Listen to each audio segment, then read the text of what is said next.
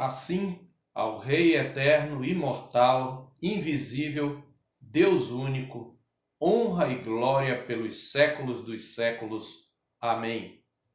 Este é a mensagem do nosso culto noturno, e eu quero nesta noite compartilhar com você acerca de um encontro do profeta Isaías com o rei. Lá no capítulo 6, que narra o seu chamado, eu quero convidá-lo a abrir a palavra de Deus, portanto, em Isaías 6, texto que nós leremos até o versículo 13, até o final do capítulo. Assim diz a palavra do Senhor: No ano da morte do rei Uzias, eu vi o Senhor assentado sobre um alto e sublime trono. As abas das suas vestes enchiam o templo. Serafins estavam por cima dele. Cada um dele tinha 6 asas. Com 2 cobria o rosto, com 2 cobria os pés, e com 2 voava. E clamavam uns para os outros, dizendo: Santo, Santo, Santo é o Senhor dos exércitos. Toda a terra está cheia da sua glória. As bases do limiar se moveram à voz do que clamava, e a casa se encheu de fumaça. Então disse eu: Ai de mim!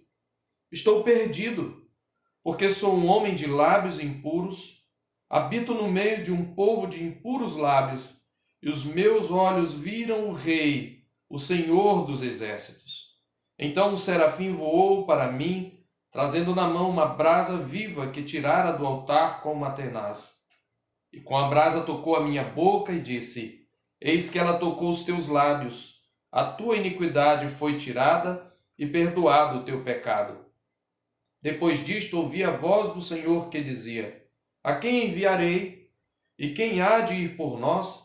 Disse eu: Eis-me aqui, envia-me a mim. Então disse ele: Vai, e dize a este povo: Ouvi, ouvi, e não entendais. Vede, mas não percebais.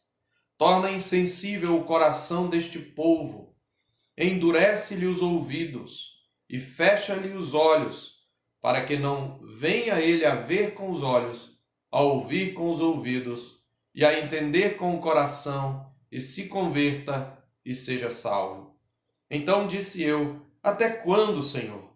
Ele respondeu: Até que sejam desoladas as cidades e fiquem sem habitantes, as casas fiquem sem moradores, e a terra seja de todo assolada. E o Senhor afaste dela os homens, e no meio da terra seja grande o desamparo. Mas se ainda ficar a 10ª parte dela, tornará a ser destruída, como terebinto e como carvalho, dos quais, depois de derribados, ainda fica o toco. Assim a santa semente é o seu toco. Meus queridos, este é um texto tremendo naquilo que ele ensina e na experiência que teve esse profeta, uma experiência singular, rara entre os servos de Deus. Ele viu o Senhor assentado no alto e sublime trono. E para nós compreendermos o contexto dessa visão, eu quero começar citando aqui o comentário de Betty Bacon, no livro Estudos da Bíblia Hebraica. Ela diz o seguinte: no ano da morte do rei Uzias, que é narrado em 2 Crônicas, capítulo 26, após mais de meio século de glória real, morria o grande rei. Ele prosperou nas atividades agrícolas e militares, nas conquistas militares e na vida espiritual. E junto com ele, prosperou também Judá. Diz a palavra de Deus em 2 Crônicas 26 que ele foi maravilhosamente ajudado até que se tornou forte. Veio então a calamidade. Por que a calamidade? Depois de um período de rara prosperidade nacional sob o reinado de Uzias, vem a calamidade. Impulsionado pelo orgulho, Uzias insistiu em entrar no templo do Senhor e queimar incenso no altar. Lugar e função reservados nos dias da lei unicamente aos sacerdotes. Isso está lá em 2 Crônicas, se você quiser abrir, no capítulo 26, especialmente no verso 16, depois de, nos versos anteriores, o cronista narrar as conquistas de Uzias, que só foram superadas possivelmente nos dias de Davi e Salomão, anteriores a ele. Diz a palavra de Deus: mas havendo-se já fortificado, exaltou-se o seu coração para a sua própria ruína, e cometeu transgressões contra o Senhor seu Deus, porque entrou no templo do Senhor para queimar incenso no altar do incenso. Porém, diz a palavra de Deus, que o sacerdote Azarias entrou após ele com 80 sacerdotes do Senhor, homens da maior firmeza, que tiveram a coragem de enfrentar um rei famoso, um rei considerado competente, um governante sábio, que agora tinha um momento de insensatez. E diz que eles resistiram ao rei, no verso 18, e lhe disseram a ti, Uzias: não compete queimar incenso perante o Senhor, mas aos sacerdotes, filhos de Arão, que são consagrados para este mistério. Sai do santuário, porque transgrediste. Nem será isso para a honra tua da parte do Senhor Deus. Então diz a palavra de Deus que Uzias indignou-se. Tinha um incensário na mão para queimar incenso. Indignando-se ele, pois, contra os sacerdotes, a lepra lhe saiu na testa perante os sacerdotes, na casa do Senhor, junto ao altar do incenso. Então o sumo sacerdote Azarias e todos os sacerdotes voltaram-se para ele, e eis que estava leproso na testa, e apressadamente o lançaram fora. Até ele mesmo se deu pressa em sair, visto que o Senhor o ferira. Assim ficou leproso o rei Uzias até o dia da sua morte, e morou por ser leproso numa casa separada, porque foi excluído da casa do Senhor, e Jotão, seu filho, tinha a seu cargo a casa do rei, julgando o povo da terra. Então, impulsionado pelo orgulho, Uzias insistiu em entrar no templo, em queimar incenso no altar, foi resistido por homens da maior firmeza, e porque se indignou, porque não submeteu a palavra do Senhor, porque quis usurpar um papel que não era seu, pois ele era rei, mas não era sacerdote. Ele saiu de lá leproso, ferido de Deus. Os últimos tempos do seu reinado foram compartilhados com seu filho Jotão, que se tornou seu regente. E os meses finais se passaram, conforme diz Barry Bacon, com a sombra da lepra real a pairar sobre todo o país. O rei agora tinha que ficar em isolamento. Contrair uma doença mortal e contagiosa, e que tornava impuro todo aquele que a contraía. Além da lepra do rei, diz a comentarista, a lepra espiritual do povo se fazia sentir nos cultos hipócritas, na injustiça social. E o profeta mesmo, no capítulo 1, antes de narrar, voltando agora para Isaías, no capítulo 1, ele já descreve Judá como um corpo doente e com chagas abertas. Ele se utiliza da figura da própria situação do rei para descrever a situação espiritual de Judá, quando ele diz, se você quiser abrir aí no capítulo 1, verso 6 de Isaías, desde a planta do pé até a cabeça não há nele coisa sã, senão feridas, contusões e chagas inflamadas, umas e outras não espremidas, nem atadas, nem amolecidas com óleo. Então, a condição de Uzias refletia a condição espiritual da própria nação de Judá. E é nesse contexto, quando ele morre leproso, isolado, numa casa, é nesse contexto que Isaías vai ao templo para adorar. Isaías foi um dos grandes apoiadores, possivelmente, do reinado de Uzias, porque Uzias fora um rei piedoso. Mas, havendo crescido, ele se ensoberbeceu. E, por isso, ele foi, pelo Senhor, julgado e pelo Senhor castigado. E é nesse contexto em que Uzias morre. E veja, imagine-se que alguns anos ainda antes de morrer, ele passou leproso, não podia mais governar, não podia mais estar no palácio. Ficamos sabendo que o seu filho Jotão foi um homem piedoso, mas não teve a envergadura do pai. Então a nação começa a voltar à decadência, pois as reformas não conseguiram mudar o coração do povo. E aí então o rei morre. Este era um dia de grande desespero nacional, de grande crise política, de grande crise espiritual. E é nesse contexto que Isaías vai ao templo, possivelmente para orar, para clamar ao Senhor, para pedir a misericórdia do Senhor. E é nesse contexto que Isaías tem a visão que transforma a sua vida. E possivelmente ele já estava profetizando, mas o Senhor o chama aqui de maneira especial. Ele diz: no ano da morte do rei Uzias, no ano em que as esperanças nacionais se abalaram, eu vi o Senhor. E onde ele viu o Senhor? Como ele viu o Senhor? Assentado sobre um alto e sublime trono. Eu quero dividir a exposição deste texto em 5 partes, das quais as 2 primeiras, especialmente a primeira, será a maior. Nós temos aqui, primeiramente, a visão de Isaías, o que ele vê, um desvendamento da glória de Deus. Nós temos a reação de Isaías, que é a contrição. Em terceiro lugar, nós temos a expiação e o perdão do seu pecado. Em quarto lugar, nós temos a comissão.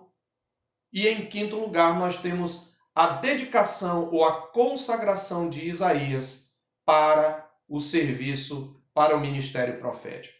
Então, pensando aqui na visão que teve Isaías e o significado das implicações dele para a questão do contexto em que ele vivia. Ele diz: eu vi o Senhor. Essa expressão, eu vi o Senhor, aponta para o fato de que o caráter e a glória de Deus manifestados nos seus atributos foram revelados a Isaías.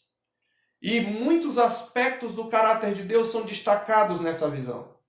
Primeiramente, nós vemos aqui a soberania de Deus. Ele diz: eu vi o Senhor assentado sobre um alto e sublime trono. Você sabe que o trono traz a ideia de governo. O trono é onde o rei se assenta. E isto inclui soberania, julgamento, honra, glória, poder e majestade. E o que há aqui, meus irmãos, é um contraste entre o Senhor, o Rei divino e infalível, cujo trono é alto e sublime, que continua reinando, que é o verdadeiro governante de todas as nações. Há um contraste entre esse Rei divino e infalível, cujo trono é alto e sublime, e Uzias, o rei humano falível, que não obstante a retidão do seu coração e a glória do seu reino, morreu leproso por se ensoberbecer com o seu sucesso. Isaías, então, aqui está contemplando a soberania incomparável de Deus e a afirmação do seu governo sobre a história humana. Enquanto os reis humanos morrem, pondo termo à sua soberania, e neste mesmo dia, como diz o Salmo 146, perecem todos os seus desígnios, o trono do Senhor permanece alto e elevado e está firmemente estabelecido nos céus. É muito interessante que esses termos alto e elevado são repetidos mais à frente no livro de Isaías. Isto tem implicações para a nossa compreensão da visão da pessoa que ele viu. Quando nós lemos lá em Isaías capítulo 52, no versículo 13, se você quiser ler, neste capítulo, Isaías descreve a exaltação do servo do Senhor após o seu sofrimento. É interessante que ele descreve os atributos do servo sofredor como alto e sublime, as mesmíssimas expressões para descrever aqui o trono do Senhor. No verso 13 do capítulo 52, Isaías diz: eis que o meu servo procederá com prudência, será exaltado e elevado e será muito sublime. Como pasmaram muitos à vista dele, pois o seu aspecto estava muito desfigurado, mais do que o de outro qualquer, e a sua aparência mais do que a dos outros filhos dos homens. Assim causará admiração às nações, e os reis fecharão a sua boca por causa dele, porque aquilo que eles não foi anunciado verão, e aquilo que não ouviram entenderão. O que Isaías está descrevendo aqui é o caráter alto e exaltado do servo sofredor, antecedendo a sua visão de seu sofrimento, que ele descreverá no capítulo 53. Mas também no capítulo 57, versículo 15 do mesmo livro, o Senhor diz: porque assim diz o alto, o sublime, que habita a eternidade, o qual tem o nome de santo. Habito no alto e santo lugar. E ainda no capítulo 66, ele diz: os céus são o meu trono e a terra o estrado dos seus pés. Que casa me edificareis, filhos de Israel? Assim diz o Senhor, porque a minha mão fez todas estas coisas. Qual é o lugar do meu repouso? Eu não habito em templo feitos por mãos.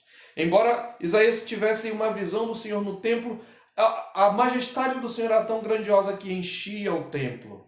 Ele está dizendo: os meus olhos viram o rei, o verdadeiro governante, o verdadeiro dominador e soberano sobre todas as coisas. Mas não apenas a soberania de Deus, ele viu a majestade do Senhor.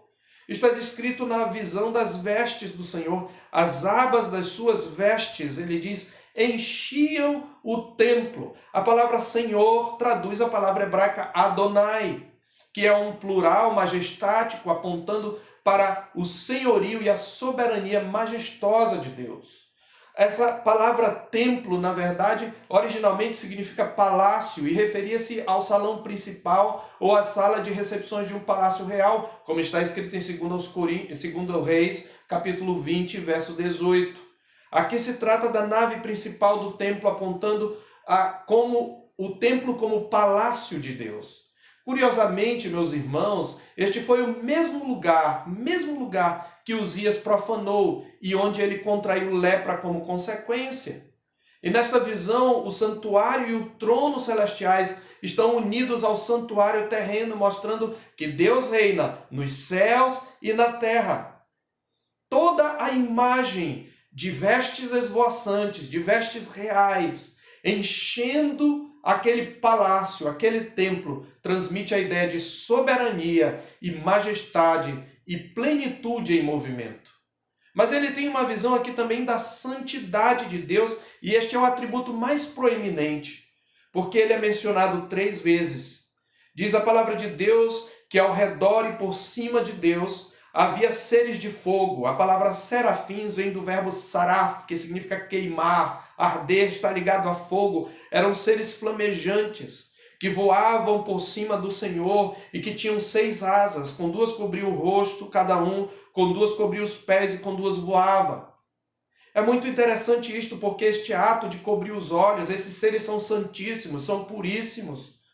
Mas a majestade do Senhor, a glória do Senhor, a santidade do Senhor é tão grandiosa que nem os seres mais puros que assistem à presença de Deus ousam contemplá-la. Por isso eles cobrem os olhos e eles cobrem os pés, que eram na cultura hebraica considerados imundos por natureza, porque pisavam o chão.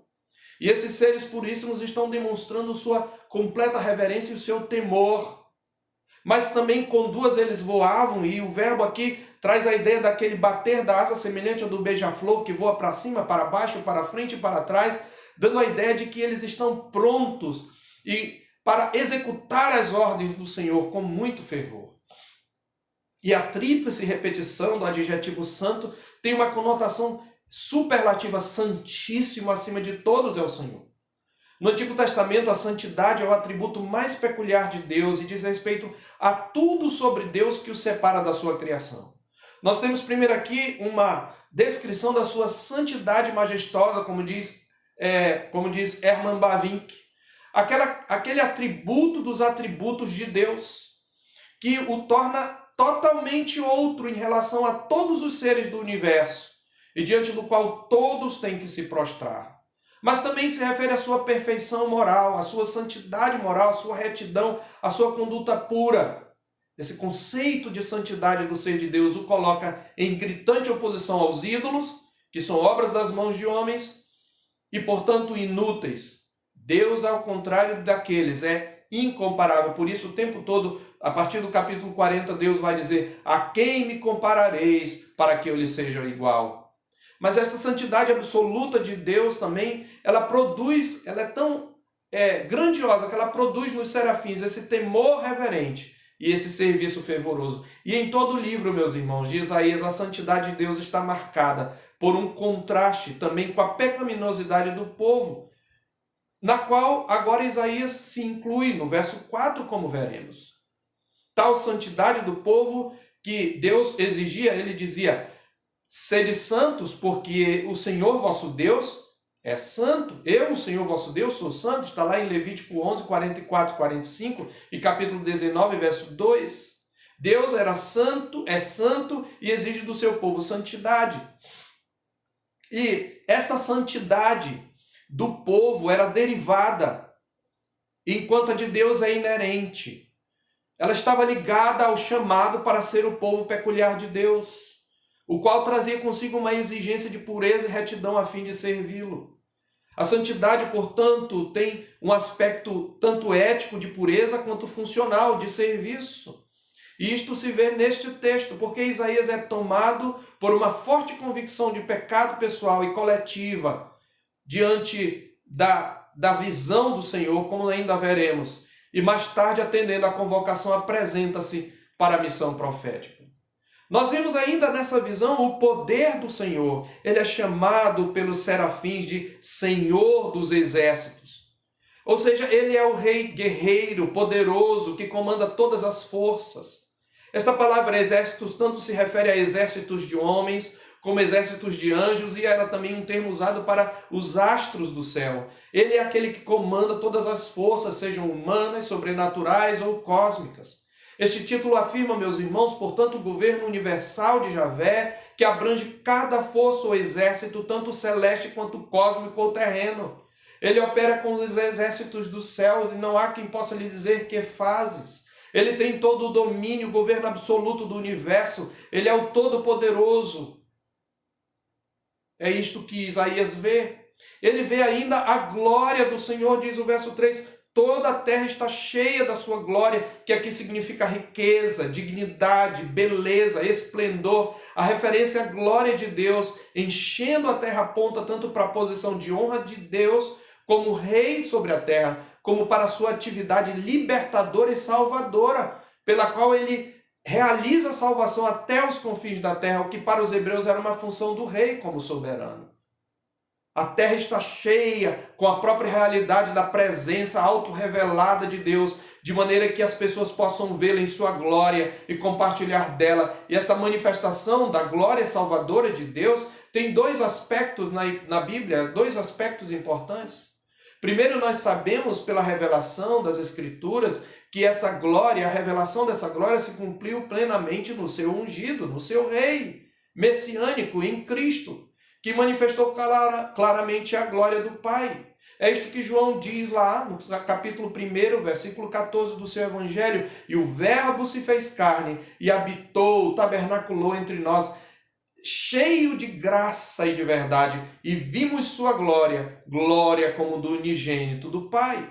Em Hebreus capítulo 1, verso 3, diz que o Senhor, que ele é o resplendor da glória e a expressão exata do ser de Deus. Na verdade, a palavra de Deus, inclusive, nos diz em João que foi o Filho, o próprio Filho glorificado antes da sua encarnação, que Isaías viu aqui. Abra sua Bíblia em João capítulo 12, a partir do verso 37, e vamos conferir este ponto. Vamos conferir isto. Abra lá em João capítulo 12.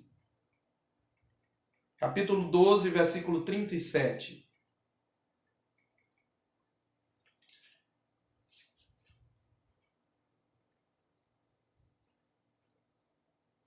Assim está escrito. Verso 37. E embora tenha feito tantos sinais na sua presença, não creram nele, para se cumprir a palavra do profeta Isaías, veja, que diz: Senhor, quem creu em nossa pregação? E a quem foi revelado o braço do Senhor? Uma citação de Isaías 53. Mas ele diz: Por isso não podiam crer, porque Isaías disse ainda, agora citando Isaías capítulo 6, versículo 10, cegou-se-lhes os olhos e endureceu-lhes o coração.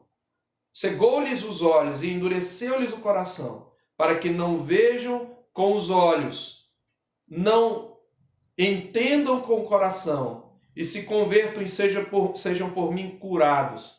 Isto disse Isaías, porque viu a glória dele e falou a seu respeito. Isaías diz aqui, viu a glória dele. Foi então Deus, o Filho glorificado, que revela ao Pai, que Isaías viu nesta visão. Dessa forma, meus irmãos, a glória de Deus se manifestou plenamente na obra redentora de Cristo. É por isso que crer em Cristo e sua obra redentora é ver a glória de Deus, como aqui no capítulo 12 de João mesmo, João fala no verso 44 e no verso 45, e Jesus clamou dizendo, quem crê em mim, crê não em mim, mas naquele que me enviou, e quem me vê a mim, vê aquele que me enviou. Então podemos dizer que Isaías viu Deus Trino, na pessoa do Filho, o Deus Trino se revelou a ele. Em segundo lugar, meus irmãos, esta glória, dentre os atributos de Deus, ela é revelada não apenas em Deus mesmo, mas também em sua palavra. Porque no mesmo livro de Isaías, no capítulo 40, se você quiser abrir lá, você verá que é comparada a glória da carne humana, da fraqueza humana, que é passageira e frágil, com a glória da palavra do Senhor. Isaías 40, versos 5 a 8. A glória do Senhor se manifestará, e toda a carne a verá, pois a boca do Senhor o disse. Aqui uma profecia messiânica da aparição de Jesus, mas na continuação diz, uma voz clama, e alguém pergunta, que hei de clamar? Toda a carne é erva, e toda a sua glória como a flor da erva. Seca-se a erva e caem as flores, soprando nelas o hálito do Senhor. Na verdade, o povo é erva, seca-se a erva e cai a sua flor, mas a palavra de nosso Deus permanece eternamente. Isto depois é citado por Pedro, lá em 1 de Pedro 1, verso 24 a 25, quando ele fala da palavra como a semente incorruptível que implanta em nós a glória, a natureza gloriosa, a natureza regenerada que vem de Deus. Santidade e glória, juízo e salvação serão agora os pilares do ministério profético de Isaías. Todos esses atributos, soberania, majestade, poder, santidade, glória, estão presentes nessa visão do profeta Isaías. E é por isso, meus irmãos, que nós temos a reação do profeta. Lembremos-nos que o profeta era um homem já piedoso. Possivelmente já havia começado o seu ministério profético. Mas a visão da santidade de Deus o leva, veja, a dizer, ai de mim. No verso 5 ele diz, então disse eu, ai de mim, estou perdido. Veja, a visão de que Deus reina, é interessante isso aqui para nós. A visão de que Deus reina não tem a princípio nenhum efeito consolador em Isaías. Você parou para perceber isso? Não traz paz à sua alma. Porque a santidade absoluta de Deus, que desperta a sua ira pelo pecado, ele vai dizer isso no verso 11, Deus diz que Isaías é chamado para anunciar a ira e o juízo de Deus até que sejam desoladas as cidades e fiquem sem habitantes, e as casas fiquem sem moradores, e a terra seja de toda assolada, e o Senhor afaste dela os homens, e no meio da terra seja grande o desamparo. Deus está para anunciar o seu juízo, que provém da sua santa ira contra o pecado. No entanto, Deus nem precisa anunciar seu juízo para que Isaías sinta todo o peso e entenda as implicações desse atributo divino. A própria contemplação da luz da santidade de Deus por si só expõe a realidade do pecado e o leva a confessar, não só de maneira pessoal, mas de maneira coletiva. Ele diz, eu sou um homem de lábios impuros. E essa interjeição, ai de mim, expressa o desespero que vem da consciência da própria condição miserável. Esta era uma expressão que revelava um estado de completa desgraça. É a expressão de lamento, de dor, do peso de estar sob a ira de Deus. Eu estou perdido, eu serei destruído, literalmente eu serei cortado, porque eu vi o Senhor. Aliás, os israelitas, quando tinham visão de Deus, eles tinham essa visão de que quem visse a Deus morreria, porque Deus é santo. E aí isto leva não só Isaías a confessar individualmente os seus pecados, mas a uma confissão coletiva. Ele diz: eu não só sou um homem de lábios impuros, mas eu habito no meio de um povo de impuros lábios. Ele olha para a nação, ele olha para a situação e ele vê que aquilo é consequência dos pecados dele e do seu povo. Veja, ele não olha dizendo: olha, Uzias morreu porque ele foi orgulhoso, e os que estão ao redor dele também não estão fazendo a vontade do Senhor. Ele poderia dizer: os governantes são corruptos. Ele vai denunciar os governantes, mas antes de denunciar os governantes, ele tem que tirar a trave do seu olho. Ele diz: ai de mim. Que lição para nós nos dias de hoje, meus queridos. Que lição para nós, quando nós temos a tendência de sempre culpar o outro, as circunstâncias, pela nossa condição. Isaías diz: eu vou morrer, porque eu vi o Rei, o Senhor dos Exércitos. Mas aí vem então a terceira parte, a terceira cena deste evento aqui. O verso 6 é o que nós chamamos de expiação ou perdão. Ele diz: então, um dos serafins voou para mim, a ideia de um voo rápido, um voo rasante, trazendo na mão uma brasa viva, que tirara do altar como Atenais. Você lembra, Isaías deve estar aqui no átrio, ele não deveria poder entrar no templo, mas ele estava num lugar onde os adoradores podiam estar.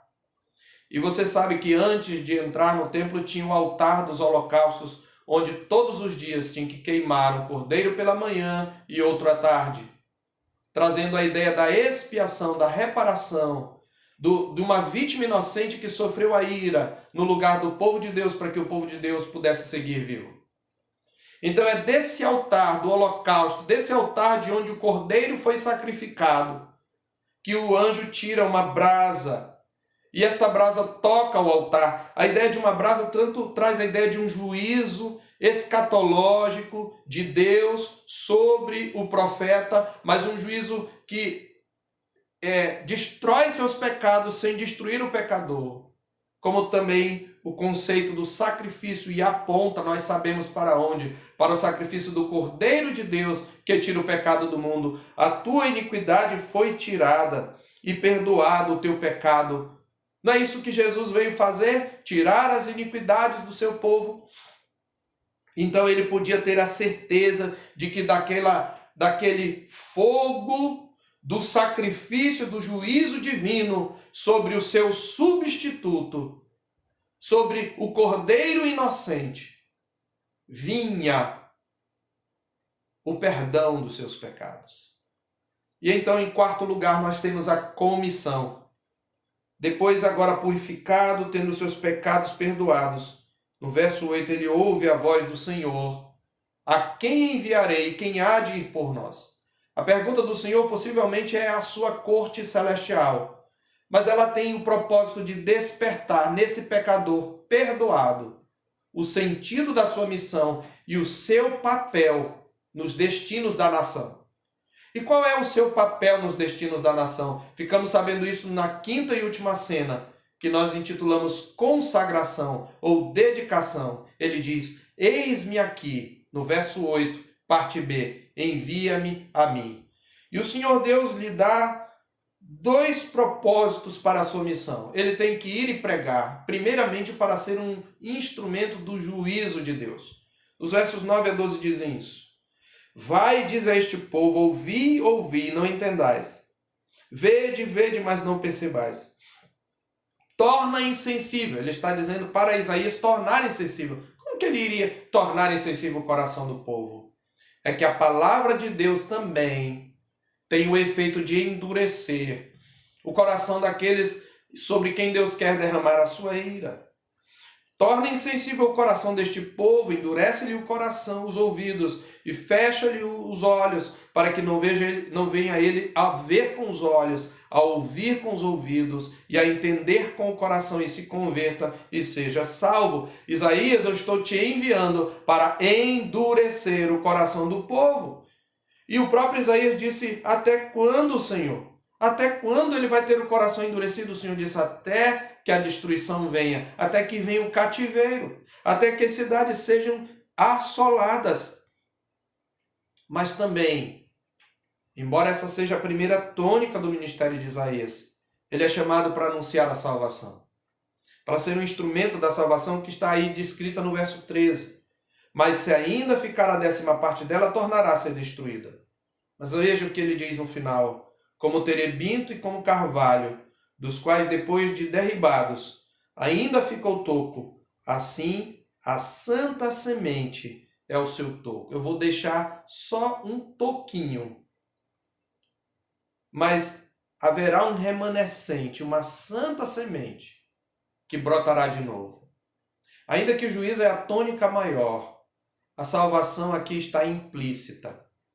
No próprio capítulo 4, versículo 3, está escrito, será que os restantes, e aqui vem a doutrina do remanescente fiel, do remanescente eleito, será que os restantes de Sião e os que ficarem em Jerusalém serão chamados santos?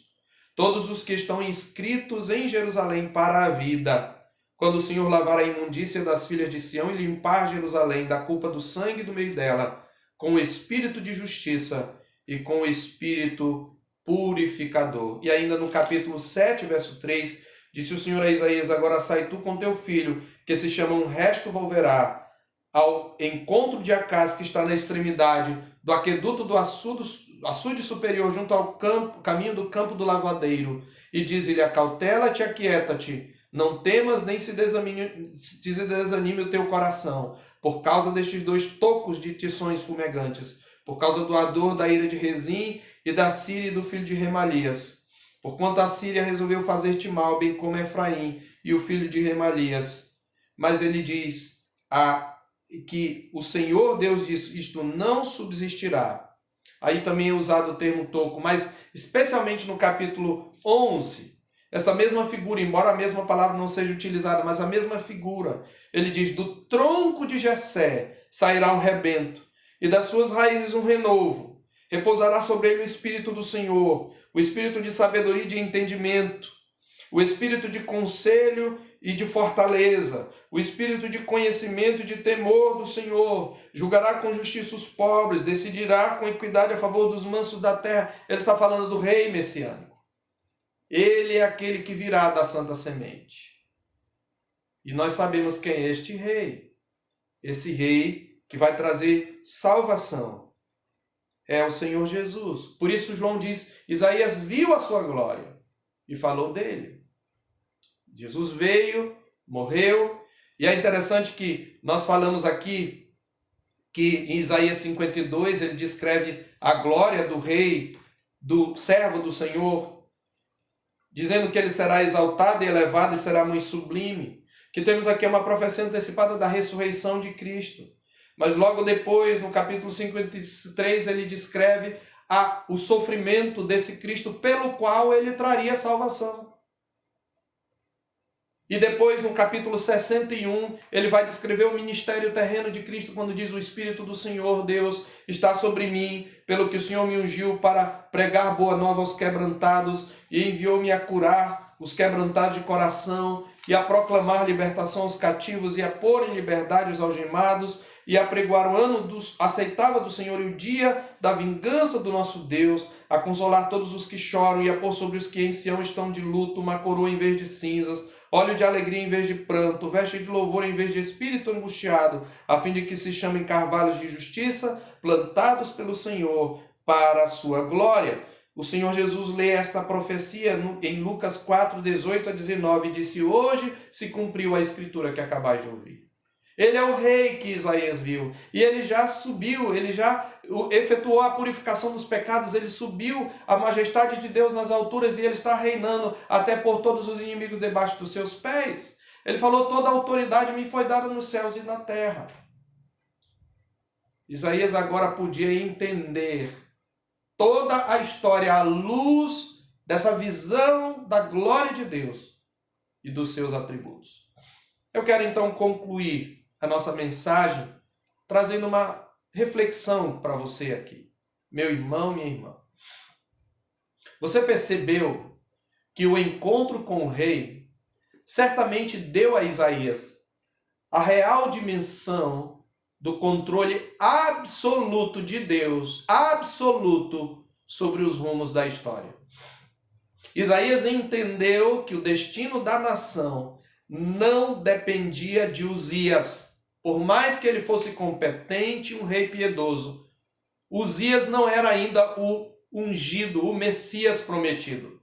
Não era ainda aquele descendente de quem o Senhor falara a Davi, que haveria de assentar-se no seu trono para estabelecer o seu reino para sempre. Queridos, o que isto nos ensina é que a visão dos atributos de Deus, como aconteceu com Isaías, nos livra de confiar nosso destino, o destino da igreja e o destino da nação a utopias ideológicas ou a salvadores da pátria. Se nós entendemos quem é Deus, se nós compreendemos os seus atributos, nós temos de parar de ficar tomando a temperatura política da nossa nação de hora em hora, principalmente utilizando medidores errados, como as intrigas palacianas de cada dia. Povo de Deus, nosso Senhor reina. Seus planos não serão frustrados. E os filhos dos homens nada mais fazem do que tudo aquilo que a sua mão e o seu propósito predeterminaram. Segundo, o fato de que Cristo, o rei messiânico, já reina, não significa que os rumos da história caminharão dentro das minhas e das suas expectativas. Às vezes, como aconteceu com Isaías, as coisas precisam piorar antes que melhorem. Aliás, foi sobre isso que nos alertou nosso Messias, o único rei, legislador e juiz, em seu sermão profético, em Mateus 24 e 25. É só você ler. As coisas iriam piorar antes que pudessem melhorar. E por último, meus irmãos, como uma comunidade de pecadores perdoados, nós precisamos seguir em frente. Não importa o que aconteça, não importa a calamidade que nos atinja, não importa a crise política que estejamos vivendo, nós temos que, como igreja, seguir em frente, sem nos desviar do foco, que é pregar e viver o Evangelho. Mas alguém dirá, o Evangelho tem implicações políticas. O Evangelho define minhas posições políticas. Eu respondo que sim, mas a política ou mesmo a ciência não pode definir a agenda do Evangelho do Reino de Deus. O contrário é que é verdade. O Evangelho é que define nossa postura frente à política, frente à ciência, frente às questões sociais, porque é o Evangelho que estabelece os parâmetros e limites do nosso envolvimento nas coisas do mundo, para que não nos esqueçamos de que somos embaixadores em nome de Cristo, de que somos agentes do reino de Deus. Nosso rei, meus irmãos, ele já reina, não depende de quem está no poder. E o nosso rei não pode sofrer impeachment. Aleluia! Ele disse em Mateus 28, 18, toda autoridade me foi dada nos céus e na terra. E a prova disto é que a igreja sempre cresceu mais em condições desfavoráveis. A igreja está sendo perseguida do outro lado do mundo e cresce assim mesmo, porque o seu rei reina. E qual foi a ordem do rei, meus irmãos? Qual foi a ordem do rei sobre esta declaração? Toda autoridade me foi dada no céu e na terra. Ide, portanto, fazei discípulos de todas as nações, batizando-os em nome do Pai, do Filho e do Espírito Santo, e ensinando-os a guardar todas as coisas que eu vos tenho ordenado. E eis que estou convosco todos os dias. Dias de crise, dias de pandemia, dias de bonança, todos os dias. Não há um só dia que o Senhor abandone o seu povo. Até a consumação dos séculos. Ide, portanto, fazei discípulos. Isto, fazer discípulos, só a igreja pode fazer. Senhor Deus, que a tua palavra possa calar fundo no coração de cada um de nós, a começar em mim, e nos ensinar a ter uma postura mais digna de um povo que é o povo do Rei dos Reis e Senhor dos Senhores. E que essa postura comece por questionarmos a nossa própria pecaminosidade, como fez Isaías, e que nos leve a estar dispostos a pregar a salvação e a continuar seguindo a nossa missão, não importam as circunstâncias. E que confiantes no Senhor, em nome de Jesus. Amém. Que o Senhor vos abençoe e vos guarde. Que o Senhor faça resplandecer o seu rosto sobre vós e tenha misericórdia de vós. Que o Senhor sobre vós levante o seu rosto e vos dê a paz. Amém.